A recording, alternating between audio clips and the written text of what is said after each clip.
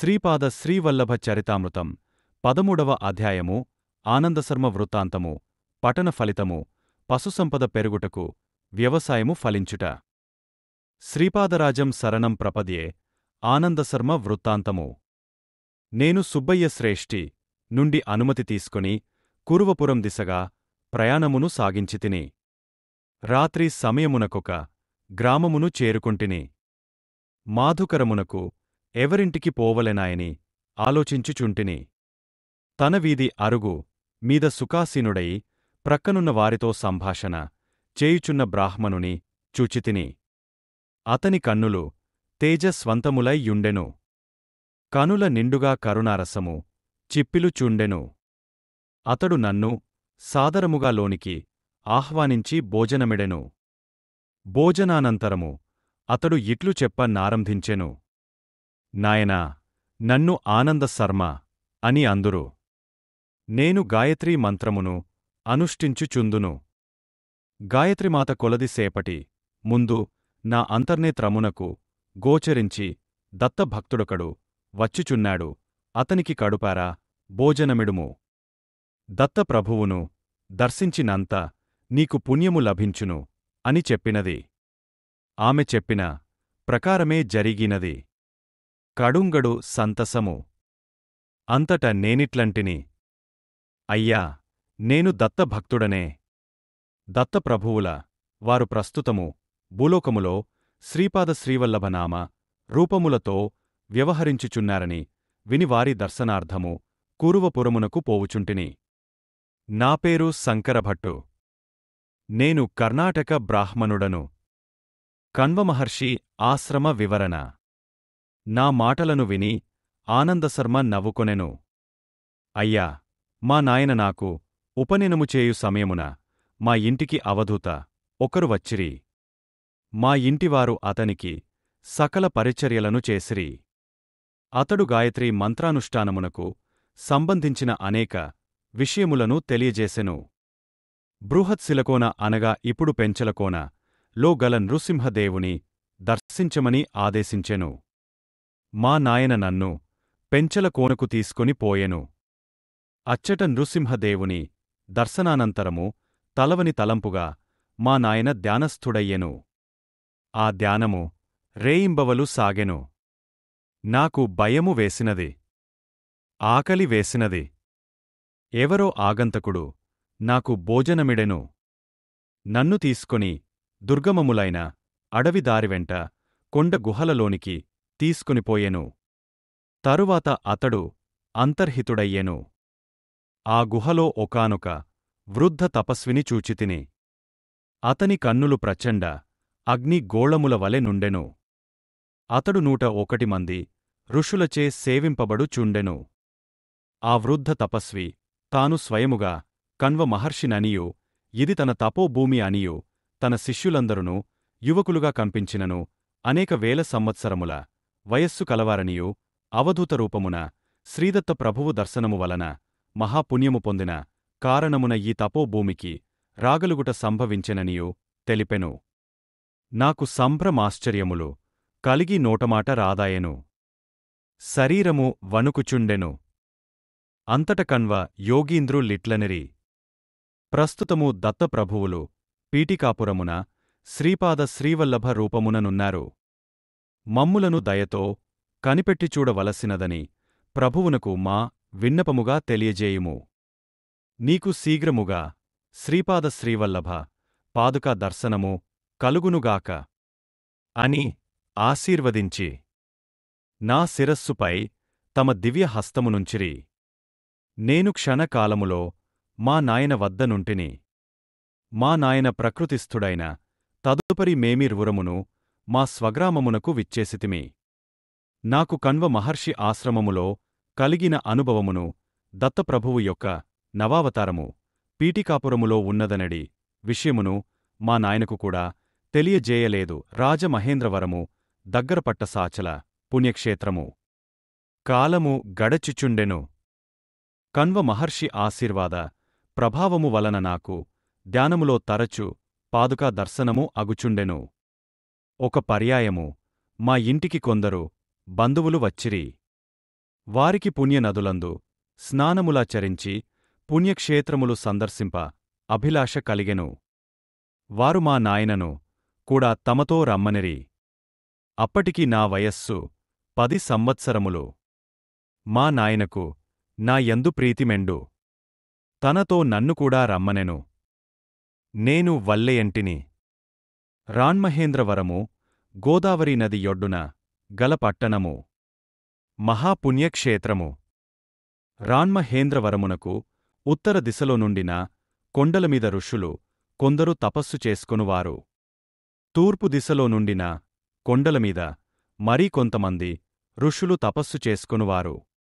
రాన్మహేంద్రవరమునకు అనతి దూరముననున్న పట్టసాచల పుణ్యక్షేత్రము గోదావరి నది మధ్యస్థమయ్యున్నది. మహాశివరాత్రికి ఈ ఋషీశ్వరులలో కొంతమంది పట్టసాచలములోను మరికొంతమంది ఋషీశ్వరులు రాన్మహేంద్రవరమునందలి కోటిలింగక్షేత్రమునందును వేదస్వస్తి చెప్పువారు.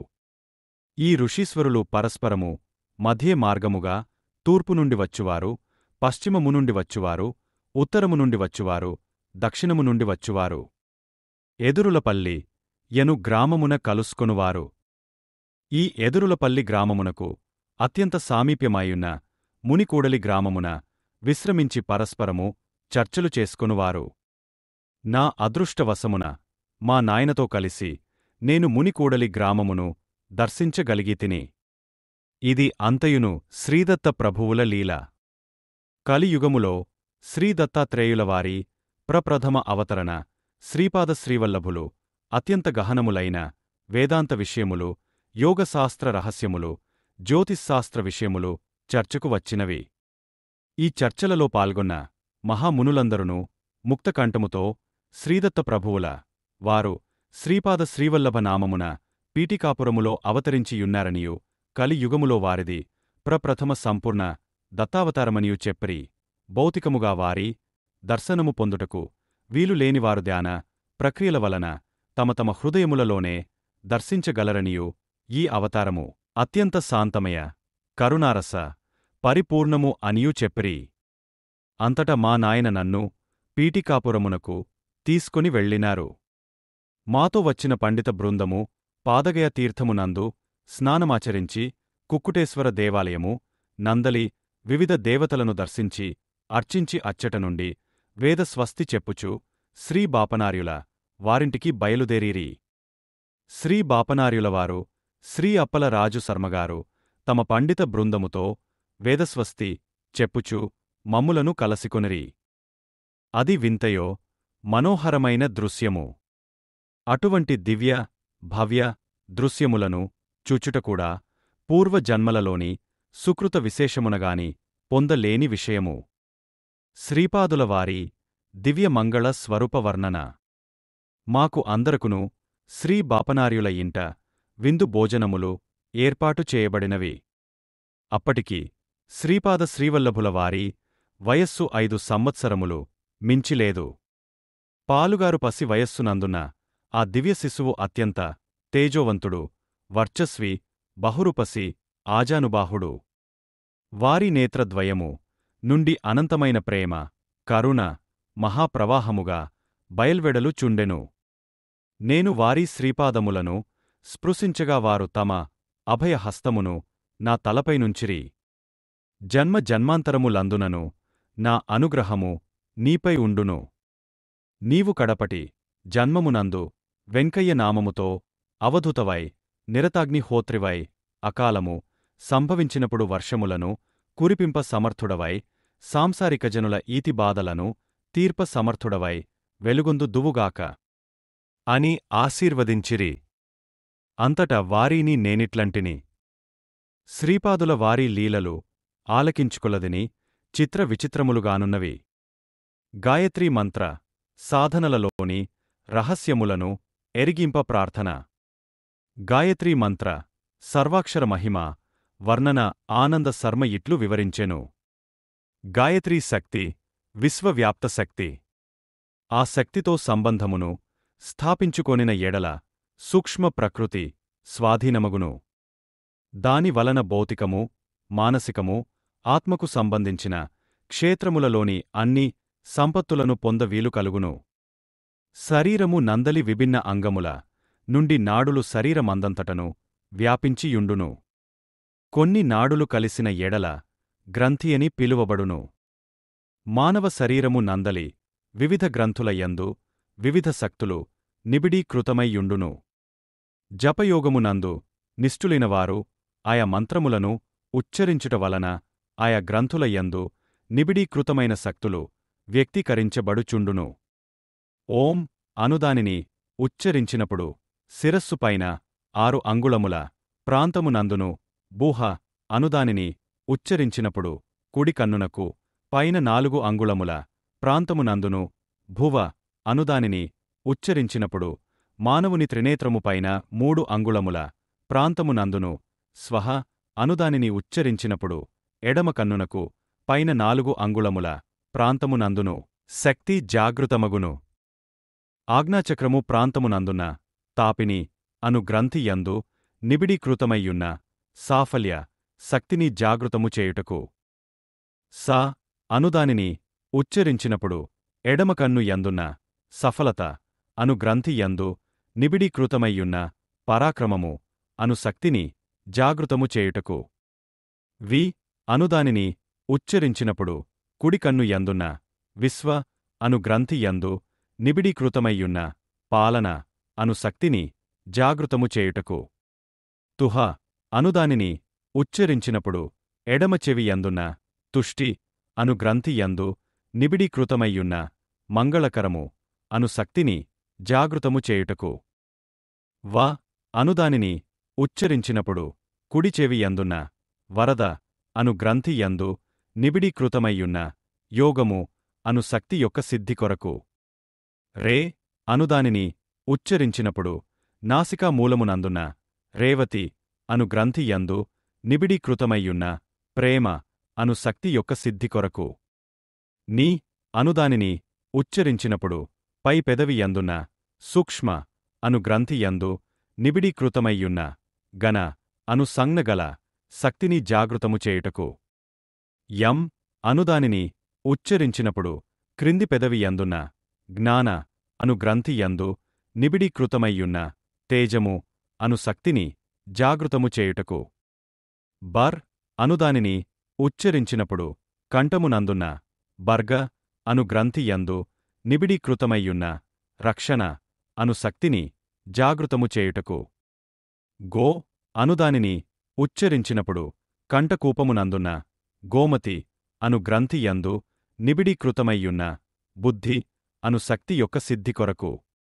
దే అనుదానిని ఉచ్చరించినప్పుడు ఎడమవైపు ఛాతి యొక్క అగ్రభాగమునందున్న దేవిక అను గ్రంథి యందు నిబిడీకృతమయ్యున్న దమనము అను శక్తిని జాగృతము చేయుటకు వ అనుదానిని ఉచ్చరించినప్పుడు కుడివైపు ఛాతి యొక్క అగ్రభాగమునందున్న వారాహి అను గ్రంథి యందు నిబిడీకృతమయ్యున్న నిష్ఠ అను శక్తి యొక్క సిద్ధి కొరకు స్య అనుదానిని ఉచ్చరించినప్పుడు ఉదరమునకు పైభాగమున చివరి ప్రక్కటెముకలు కలియుస్థానమందున్న సింహిని అను గ్రంథి యందు నిబిడీకృతమయ్యున్న ధారణ అను శక్తిని జాగృతము చేయుటకు ది అనుదానిని ఉచ్చరించినప్పుడు కాలేయమునందున్న ధ్యాన అను గ్రంథి యందు నిబిడీకృతమయ్యున్న ప్రాణ అను శక్తిని జాగృతము చేయుటకు మా అనుదానిని ఉచ్చరించినప్పుడు ప్లీహమునందున్న మర్యాద అను గ్రంథి యందు నిబిడీకృతమయ్యున్న సంయమ అను శక్తిని జాగృతము చేయుటకు హీ అనుదానిని ఉచ్చరించినప్పుడు నాభి యందున్న స్ఫుట అను గ్రంథి యందు నిబిడీకృతమయ్యున్న తపో అను శక్తిని జాగృతము చేయుటకు ది అనుదానిని ఉచ్చరించినప్పుడు వెనుబాము చివరి భాగము నందున్న మేధా అను గ్రంథి యందు నిబిడీకృతమయ్యున్న దూరదర్శిత అను శక్తిని జాగృతము చేయుటకు యో అనుదానిని ఉచ్చరించినప్పుడు ఎడమ భుజము నందున్న యోగమాయ అను గ్రంథి యందు నిబిడీకృతమయ్యున్న అంతర్నిహీతము అను శక్తిని జాగృతము చేయుటకు యో అనుదానిని ఉచ్చరించినప్పుడు కుడి భుజమునందున్న యోగిని అను గ్రంథి యందు నిబిడీకృతమయ్యున్న ఉత్పాదన అను శక్తిని జాగృతము చేయుటకు. నహ అనుదానిని ఉచ్చరించినప్పుడు కుడి మోచేయి యందున్న దారిని అను గ్రంథి యందు నిబిడీకృతమయ్యున్న సరసత అను శక్తిని జాగృతము చేయుటకు. ప్ర అనుదానిని ఉచ్చరించినప్పుడు ఎడమ మోచేయి యందున్న ప్రభవ అను గ్రంథి యందు నిబిడీకృతమయ్యున్న ఆదర్శ అను శక్తిని జాగృతము చేయుటకు. చో అనుదానిని ఉచ్చరించినప్పుడు కుడి మణికట్టు నందున్న ఊష్మ అను గ్రంథి యందు నిబిడీకృతమయ్యున్న సాహసము అను శక్తిని జాగృతము చేయుటకు. ద అనుదానిని ఉచ్చరించినప్పుడు కుడి అరచేతి యందున్న దృశ్య అను గ్రంథి యందు నిబిడీకృతమయ్యున్న వివేకము అను శక్తిని జాగృతము చేయుటకు. యాత్ అనుదానిని ఉచ్చరించినప్పుడు ఎడమ అరచేతి యందున్న నిరంజన అను గ్రంథి యందు నిబిడీకృతమయ్యున్న సేవ అను శక్తిని జాగృతము చేయుటకు. అను వానిని ఉచ్చరింపవలెను. ఈ విధముగా గాయత్రీ మంత్రము నందలి 24 అక్షరములకును మన శరీరమునందు వివిధ ప్రాంతములందు గల 24 గ్రంథులకును ఆ గ్రంథులందు నిబిడీకృతమైన 24 రకములైన శక్తులకును సన్నిహిత సంబంధము కలదు. 9 అను సంఖ్య మార్పులకు లోనుగాని బ్రహ్మతత్వమును సూచించును. 8 అనుసంఖ్య మాయా తత్వమును సూచించును. దో చౌపాతి దేవ్ లక్ష్మి అను వాక్యమునకు వివరణ. శ్రీపాదులవారు తమకిష్టమైన వారి గృహము నుండి 2 చపాతీలను స్వీకరించువారు. వారు దో చపాతీ దేవ్ లక్ష్మి అని పిలుచుటకు బదులు దో చౌపాతీ దేవ్ లక్ష్మి అని పిలుచువారు. దో అనునది 2 సంఖ్యను, చౌ అనునది 4 సంఖ్యను, పతి దేవ్ శబ్దము జగత్ప్రభువైన పరమేశ్వరుని 9 సంఖ్యను సూచింపగా లక్ష్మీ శబ్దము మాయాస్వరూపమైన 8 సంఖ్యను సూచించుచున్నది. అందువలన 2498 అను సంఖ్య ఒక వింత సంఖ్య అయి ఉన్నది. తను గాయత్రీ స్వరూపమనియు పరమాత్మననియు పరాశక్తిని కూడా తానేననియు సూచించుటకు ఈ సంఖ్యను శ్రీపాదులవారు ఈ విధముగా అన్వయించిరి. అంతట నేనిట్లంటిని, అయ్యా, గాయత్రీ మంత్రము లోని 24 అక్షరములు గురించి మీరు చెప్పినది కొంత అవగతమైనది. అయితే 9 అను సంఖ్య పరమాత్మ స్వరూపమంటరి, 8 అనునది మాయా స్వరూపమంటరి. ఇది నాకంతగా అవగతము కాలేదు. నవమ సంఖ్య వివరణ. అంతట ఆనంద శర్మ ఇట్లు నుడివెను. నాయనా శంకరభట్టు, పరమాత్మ ఈ విశ్వమునకు అతీతుడు. అతడు ఎటువంటి మార్పులకును లోనుగానివాడు. 9 అనునది ఒక విచిత్ర సంఖ్య. 9ని 1 చేత గుణింపగా 9 వచ్చును. 9ని 2 చేత గుణింపగా 18 వచ్చును. ఆ 18లోని 1ని 8ని కలిపినను తిరిగి 9 వచ్చును. 9ని 3 చేత గుణించిన 27 వచ్చును. దీనిలో 2ను 7ను కలుపగా తిరిగి 9 వచ్చును. ఈ విధముగా 9ని ఏ సంఖ్య చేత గుణించినను వచ్చిన సంఖ్యలోని విడివిడి అంకెలను కలుపగా వచ్చునది 9 అగుచున్నది. అందుచేత 9 అనునది బ్రహ్మతత్వమును సూచించుచున్నది. గాయత్రి వివరణ. అంతేగాక గాయత్రీ మంత్రము కల్పవృక్షము వంటిది. దీనిలోని ఓం కారము భూమి నుండి పైకి వచ్చెడి మూలకాండమని గ్రహింపుము. భగవంతుడున్నాడనడి జ్ఞానమును పరమేశ్వరుని యందు నిష్టను ఓం కారోచ్చారణము వలన పొందవచ్చును. మూలకాండము యొక్క 3 శాఖలుగా బూహ భువః స్వహ అనునవి వర్ధిల్లినవి. బూహ అనునది ఆత్మజ్ఞానమును కలిగించుటకు సమర్థము. భువః అనునది జీవుడు శరీరధారిగానుండగా అనుష్ఠింపదగిన కర్మయోగమును సూచించును. స్వహ అనునది సమస్త ద్వంద్వములందును స్థిరత్వమును కలిగి యుండి సమాధిస్థితిని పొందుటకు సహకరించును. బూహ అను శాఖ నుండి తాత్, సవితుహ, వరేణ్యం అను 3 ఉపశాఖలు ఉద్భవించినవి. తాత్ అనునది శరీరధారికి జీవన విజ్ఞానము కలిగించుటకును, సవితుహ అనునది శరీరధారికి శక్తిని సముపార్జనము చేయుటకును, వరేణ్యం అనునది మానవుడు తన జంతు ధర్మములను అతిక్రమించి దివ్యుడుగా మార్పు నొందుటకును సహకరించును. భువః అను శాఖ నుండి భర్గో దేవస్య ధీమహి అను 3 ఉపశాఖలు ఉద్భవించినవి. భర్గో అనునది నిర్మలత్వము పెంపొందించును. దేవస్య అనునది దేవతలకు మాత్రమే సాధ్యమైన దివ్య దృష్టిని కలిగించును. ధీమహి అనునది సద్గుణములను పెంపొందించును. స్వహ అను శాఖ నుండి ధియో యోనః ప్రచోదయాత్ అను 3 ఉపశాఖలు ఉద్భవించినవి. ధియో అనునది వివేకమును, యోనః అనునది సంయమమును, ప్రచోదయాత్ అనునది సేవాభావమును సమస్త జీవరాశుల యందును పెంపొందుటకు సహకరించును. అందుచేత గాయత్రీ కల్పవృక్షమునకు 3 శాఖలును, ఒక్కొక్క శాఖకు 3 ఉపశాఖలును కలవని నీకు అవగతమైనది గదా. అందుచేత 2498 అనునది శ్రీపాదుల వారిని సూచించే సంఖ్య. దానిలో 9 అను దాని గురించి నీకు వివరించితిని. అష్టమ సంఖ్య వివరణ 8 అను సంఖ్య మాయాస్వరూపము. ఇదియే అనగామాత తత్వము. 8ని 1 గుణించిన 8 వచ్చును. 8ని 2 చేత గుణించిన 16 వచ్చును. దీనిలోని 1ని 6ను కలిపిన 7 వచ్చును. ఇది 8 కంటే తక్కువ. 8ని 3 చేత గుణించిన 24 వచ్చును. దీనిలోని 2ను 4ను కలిపిన 6 వచ్చును. ఇది 7 కంటెను తక్కువ. ఈ రకముగా సృష్టిలోని సమస్త జీవరాశులలోని శక్తులను హరింపజేయు తత్వము జగన్మాత యందు కలదు. ఎవడు ఎంత గొప్పవాడైనను వానిని తక్కువగా చేసి చూపగల శక్తి మాయాస్వరూపమునకున్నది. శ్రీపాద శ్రీవల్లభులు గాయత్రీమాత స్వరూపము. వారు అనగాదేవి సమేత శ్రీదత్తులు. వారిని మనోవాక్కాయ కర్మలచే ఆరాధించు వారికి సమస్త అభీష్టములు సిద్ధించును.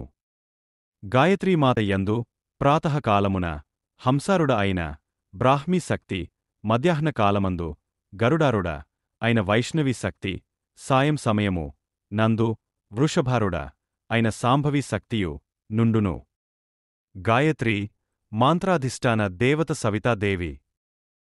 త్రేతాయుగములో శ్రీపీఠికాపురమందు భరద్వాజ మహర్షి సవితృకాటక చయనము చేసిన ఫలితముగా శ్రీపాద శ్రీవల్లభులు పీఠికాపురమున అవతరించిరి. సవితాదేవత ప్రాతఃకాలమందు ఋగ్వేద రూపముగా నుండును. మధ్యాహ్నకాలమందు యజుర్వేద రూపముగా నుండును. సాయంకాలమందు సామవేద రూపముగా నుండును. రాత్రికాలమందు అథర్వణ వేద రూపముగా నుండును. మనకు కంటికి కనిపించు సూర్యుడు కేవలం ఒక ప్రతీక మాత్రమే. యోగులు మహోన్నత స్థితిని పొందునప్పుడు త్రికోణాకారమున మహాజాజ్వల్యమానముగా ప్రకాశించు బ్రహ్మయోనిని దర్శింపగలరు. దీని నుండియే కోటాను కోట్ల బ్రహ్మాండములు ప్రతిక్షణము ఉద్భవించుచుండును. ప్రతిక్షణము నందును సంరక్షింపబడుచుండును. ప్రతిక్షణమందును విధ్వంసము కావించ బడుచుండును. ఈ విధముగా ప్రతిక్షణమందును సృష్టి, స్థితి, లయములు కావింపబడుచుండును. అసంఖ్యాకమైన ఈ ఖగోళములనన్నింటినీ సృష్టి, స్థితి, లయముల గావించు సవితాశక్తికే సావిత్రి యని పేరు. అయితే గాయత్రీయు సావిత్రియు అభిన్న స్వరూపములు. శవములను కాల్చుటకుపయోగించు అగ్నిని లోహిత అని పిలిచెదరు. భోజన పదార్థములను తయారు చేసుకొనుటకు ఉపయోగించు అగ్నిని రోహిత అని పిలిచెదరు. అదే విధముగా పరాస్థాయిలో గాయత్రిగా, అపరాస్థాయిలో సావిత్రిగా ఒకే మహాశక్తి వ్యవహరించుచున్నది. జీవరాశుల పరిణామక్రమములో ఇహలోక సంబంధమైన అవసరములు ఎన్నో కలవు. అవి అన్నియు సావిత్రీమాత అనుగ్రహము వలన సిద్ధించును. జీవరాశులకు ఆధ్యాత్మికోన్నతి గాయత్రీమాత అనుగ్రహము వలన సిద్ధించును.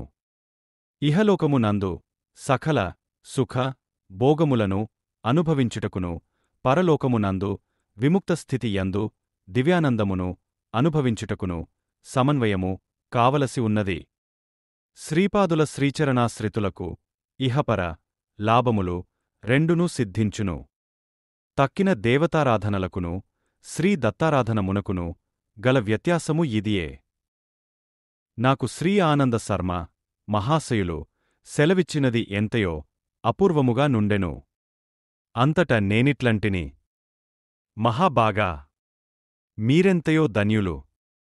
శ్రీపాదులవారు శ్రీ నృసింహ సరస్వతి అవతారము ధరించెదరని వింటిని. ఆ అవతారములో శ్రీకృష్ణ సరస్వతియను వారిని గురువులుగా స్వీకరించెదరని వింటిని. ఇది ఏమి విచిత్రము! శ్రీ ఆనంద శర్మ ఇట్లు చెప్పసాగెను. భగవంతుని అవతారము వచ్చునదే భక్తుల కొరకు. మానవ రూపమును ధరించి వచ్చినప్పుడు ఉత్కృష్ట మానవుడు ఏ విధముగా నుండవలెనో ఆచరించి బోధించును. సన్యాసాశ్రమమును ఉద్ధరింపవలసి యున్నది.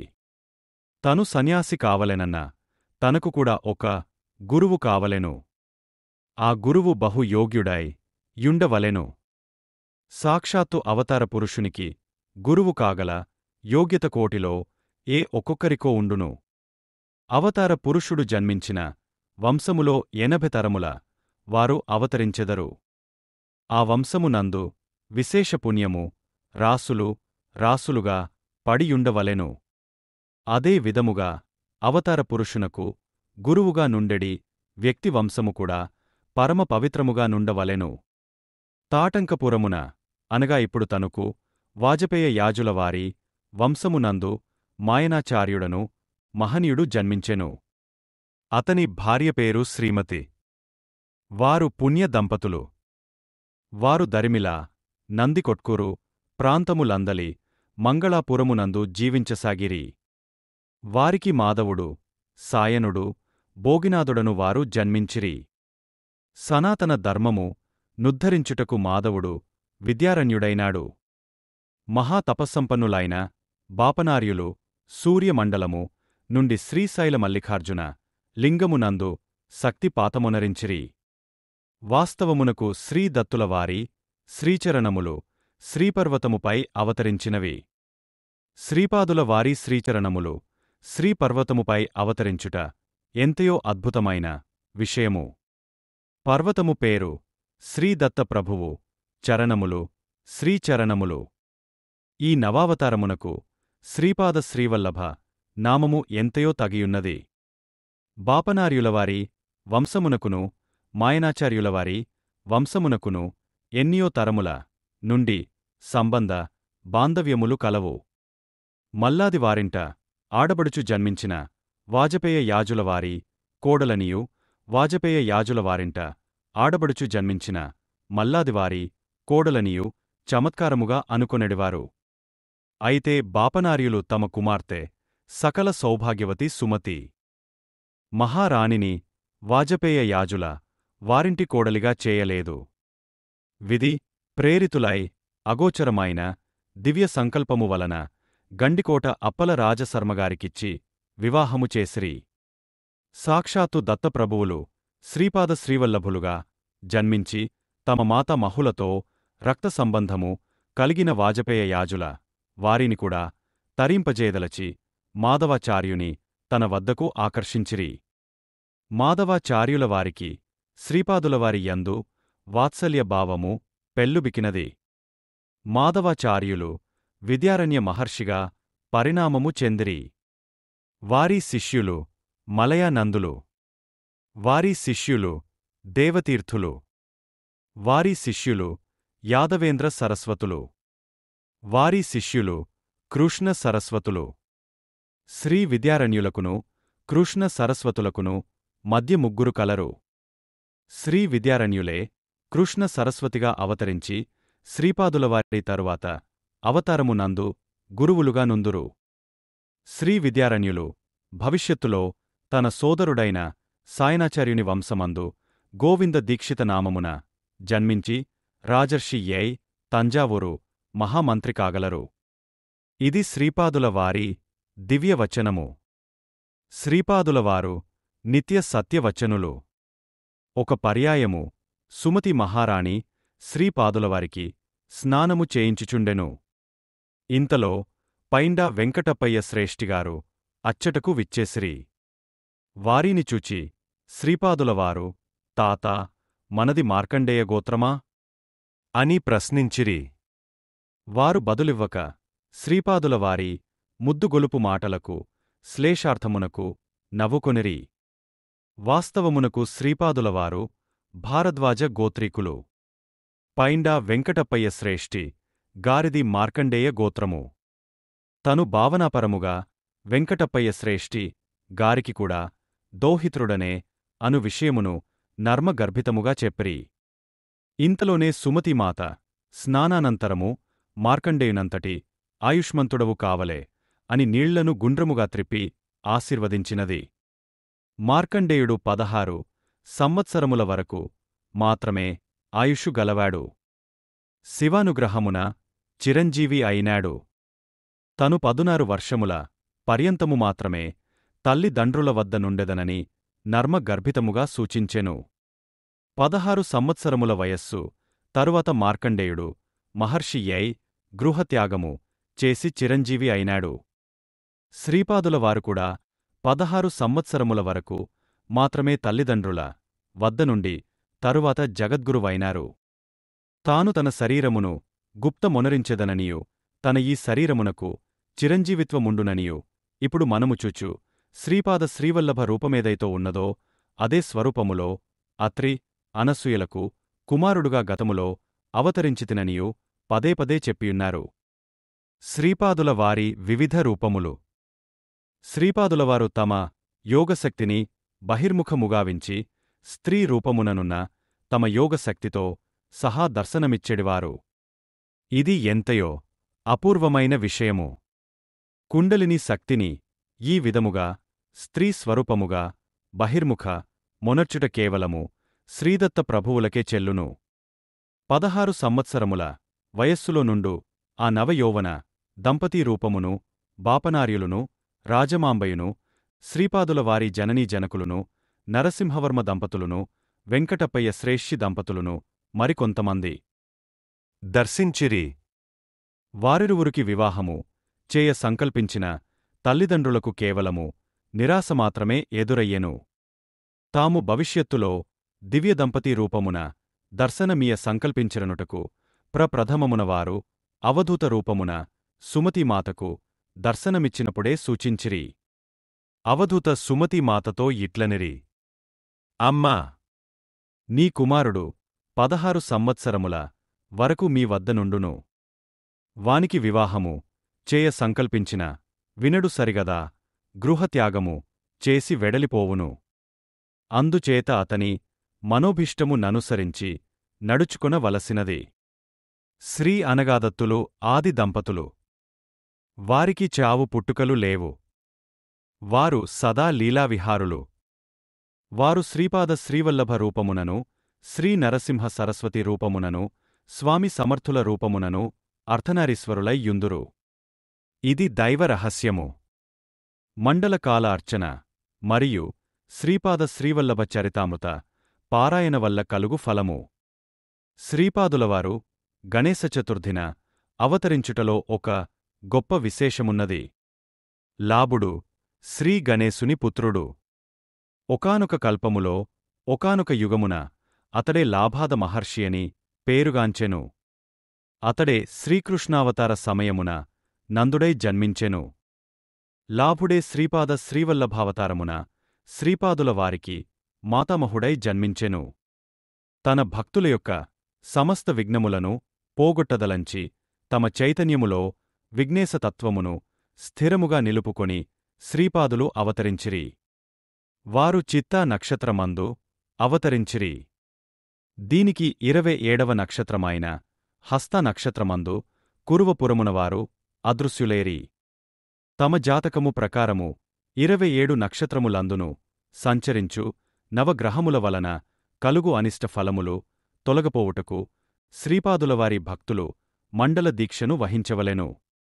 ఒక మండలము శ్రద్ధ భక్తులతో శ్రీపాదులవారిని అర్చించిన లేదా వారి దివ్యచరిత్రను పారాయణము చేసినను సర్వాభిష్టములు సిద్ధించును.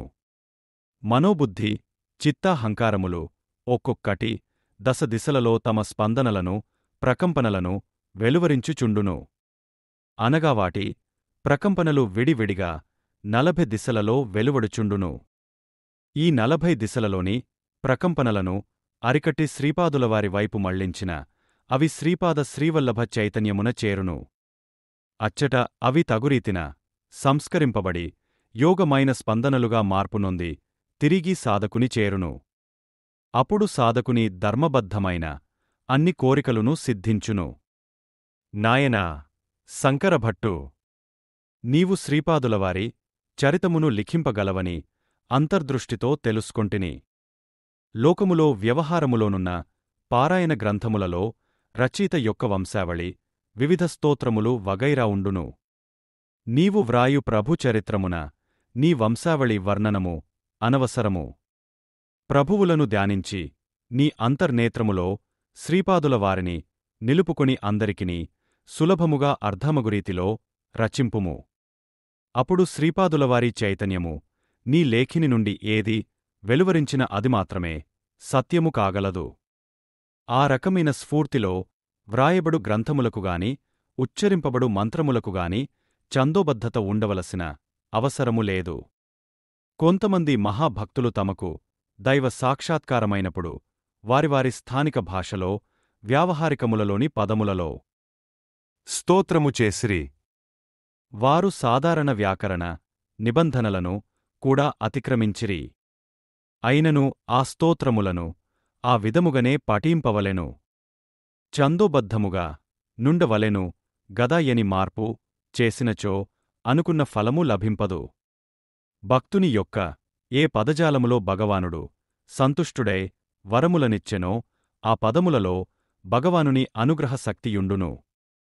ఆయా పదములతో కూడిన స్తోత్రములను మనము పఠించునప్పుడు మన చైతన్యము తొందరగా భగవచ్చైతన్యమునకు సామీప్యములో నుండును. భగవానుడు భావప్రియుడు గాని బాహ్యప్రియుడుగాడు. భావన అనునది శాశ్వతమైన శక్తి. ఈ విషయమును గమనింపుము అని చెప్పెను. అంతట నేనిట్లంటిని: అయ్యా, భోజనానంతరము సద్గురుని గూర్చిన గోష్ఠి ఎంతయో ముదావహము. ఇంకను శ్రీపాదులవారి అవతార విశేషములను తెలియజేసి నన్ను కృతార్థుని చేయ ప్రార్థన. ఆనంద శర్మ ఇట్లు పలికెను: శ్రీపాదులవారు మల్లాదివారికిని పైండావారికిని వత్సవాయి వారికిని కూడా చాలా సన్నిహితమై భాషచేత వెల్లడి చేయుటకు వీలుగాని రుణాను బంధము కలవారు. ఆ 3 కుటుంబముల వారికిని పుణ్య బలమెంతో యున్నది. అందువలననే తన తండ్రి ఆ 3 కుటుంబముల వారి ఇచ్చు ద్రవ్యమునుగాని వస్తువులనుగాని స్వీకరించకపోవుట అనర్థహేతువని శ్రీపాదులు అభిప్రాయపడిరి. శ్రీపాదుని అభిష్టము మేరకు పండగ పబ్బములందేగాక ఇతర సమయములందుకూడా అప్పల రాజు శర్మ దంపతులు తమ సంతానముతో సహా మల్లాది వారింటికిని పైండా వారింటికిని వత్సవాయి వారింటికిని యథేచ్ఛముగా పోయేడివారు. పైండా వెంకటప్పయ్య శ్రేష్ఠి గారు ఒకానొక పండుగ రోజున అప్పల రాజు శర్మ దంపతులను తమ ఇంటికి ఆహ్వానించిరి.